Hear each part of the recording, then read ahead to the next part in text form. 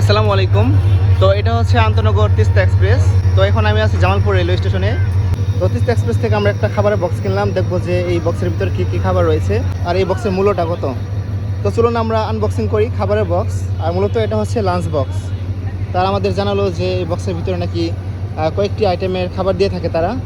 তো ট্রেনের খাবার এখন রিভিউ করবে এবং খুলে দেখাবো যে কী আছে ভিতরে। তো দেখুন এই যেখানে লেখা জামালপুর টাউন জংশন। তো এখানে আমার রয়েছে তিস্তা এক্সপ্রেস ট্রেনের লাঞ্চ বক্স। আমরা একটু দেখি যে এর ভিতরে কী কী রয়েছে। তো এখানে রয়েছে একটি চিকেন এবং একটি বার্গার, মানে বনরুটি দিয়ে। তো এর প্রাইস নিয়েছে আমাদের কাছ থেকে তিস্তা এক্সপ্রেসের যে অ্যাটেন্ডেন্ট 160 টাকা।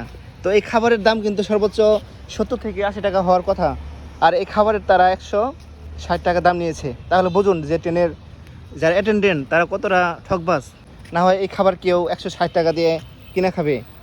তো আমরা ভিডিওতে দেখি যে ভারতীয় ট্রেনগুলোতে কিন্তু অনেক আইটেমের খাবার দিয়ে থাকে এবং দামও কিন্তু অনেক সাশ্রয়ী। তো সেই তুলনায় আমাদের জামালপুর দেওয়ানগঞ্জ রুটে যে তিস্তা এক্সপ্রেস, সেই ট্রেনের খাবার একদম জঘন্যতম। আর বার্গার হচ্ছে ঠান্ডা, তার পাশাপাশি চিকেনটাও কিন্তু ঠান্ডা, গরম করার কোনো নাম গন্ধ নেই। দেখুন ছোট্ট একটা চিকেন। তো রেস্টুরেন্টে চিকেন সর্বোচ্চ 30 থেকে 40 টাকা দাম হবে, ধরলাম 50 টাকা দাম। আর রুটির দাম হচ্ছে 10 টাকা এবং কাটলেট এটা হচ্ছে সর্বোচ্চ 20 টাকা। তো 10 আর হচ্ছে 20, 30 আর হচ্ছে 50, 80 টাকা। আর বক্সের দাম হচ্ছে 10 টাকা, এই হলো 90 টাকা। তো 90 টাকা খাবার তারা রাখতেছে 160 টাকা। এই হচ্ছে আন্তনগর তিস্তা এক্সপ্রেস ট্রেনের লাঞ্চ বক্স। তো ট্রেনের খাবার নিয়ে কিন্তু মানুষের অনেক অভিযোগ রয়েছে। মানুষজন বলে যে ট্রেনের খাবার ভালো না, ট্রেনের খাবার খেলে নাকি পেট খারাপ হয়। তার সত্যতা পেলাম আজকে। তো শুধু তিস্তা এক্সপ্রেস নয়, আমাদের জামালপুর ঢাকা রুটে যতগুলো আন্তনগর ট্রেন রয়েছে প্রত্যেক ট্রেনের খাবার নিয়ে কিন্তু অভিযোগ রয়েছে সাধারণ মানুষের। তো বাংলাদেশি ট্রেনের খাবারের সিস্টেম হলো এরকম, দাম বেশি, কোয়ালিটিতে খুবই খারাপ। তো আপনারা যারা চলাফেরা করেন ভুলেও কখনো এই ট্রেনের খাবার ট্রাই করবেন না।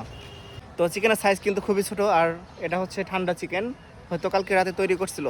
আর ভিতরে কিন্তু ফাঙ্গাস পড়ে গেছে, এই যে সাথে সাথে এরকম একটা অবস্থা হয়ে গেছে। আর ভিতরে তো একদম সাদা মনে হইতেছে, একটু দেখি খুলে, একটু দেখি।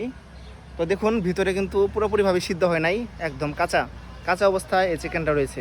এখানে একটা বার্গার দিচ্ছে, বার্গারের ভিতরে যে কাটলেট, এই কাটলেটের অবস্থা কিন্তু খুবই খারাপ, মনে হয় আলু ভর্তা দিয়ে তৈরি করছে এবং ঠান্ডা, একদম জঘন্য। আর ভিতরে হচ্ছে আপনার গন্ধ বের হইতেছে খাবার থেকে, এরকম একটা বাজে অবস্থা। আর একটু আপনাদের বনরুটিটা দেখাই, বনরুটি কিন্তু একদম শক্ত হয়ে গেছে, দেখুন কতটা শক্ত। একজন অপরিচিত মানুষ, তিনি কিন্তু আমার কোনো পরিচিত না, তারপরেও বলতেছে বাজে খাবার। তাহলে যে ট্রেনের যাত্রী তারা কিভাবে খায়? এটা পচা খাবার, এটা খাবার না। এটা খাবার না। এই খাবার যদি 160 টাকা হয়, এটা কি ঠিক আছে দাম হিসাবে? না, দাম কত হওয়া উচিত ছিল? এটা নিম্ন 50 টাকা। 50 টাকা, আর নিচে হচ্ছে 160 টাকা। তো কিছু হয় না, কিচ্ছু হয় না, কিচ্ছু হয় না, হুদাই পানি দিয়ে সিদ্ধ করে এর দুলা হালকা একটু মারছে। আচ্ছা, আপনি যদি খাবারটা ফ্রি দেখ তাও খাবেন? না, সম্ভব না। সম্ভব না, বমি আসবো তাই না? ভাই একটু খাই দেন তো ভাই, এই তিস্তা এক্সপ্রেস ট্রেনের খাবার দেখতেই তো খারাপ দেখা গেছে না খাবার। দেখতে খারাপ লাগতেছে, আপনি ট্রাই করে দেখেন একটু। মুরব্বি চাচা খাইলো এই মাত্র, বুঝছেন আপনি একটু আমার দেখতেই দেখতে ভালো লাগতেছে না। তো এই বক্সের ভিতর খাবার রয়েছে, আমার এটা খাওয়া সম্ভব না, কারণ বমি আসবে। সবাই বললো যে এটা দুর্গন্ধ, আমিও একটু খেয়ে দেখলাম, সত্যি দুর্গন্ধ। তো আমি এখন ফেলে দিচ্ছি খাবারটা, কারণ আমার পক্ষে এইসব ট্রেনের খাবার খাওয়া সম্ভব না, ফেলে দিলাম।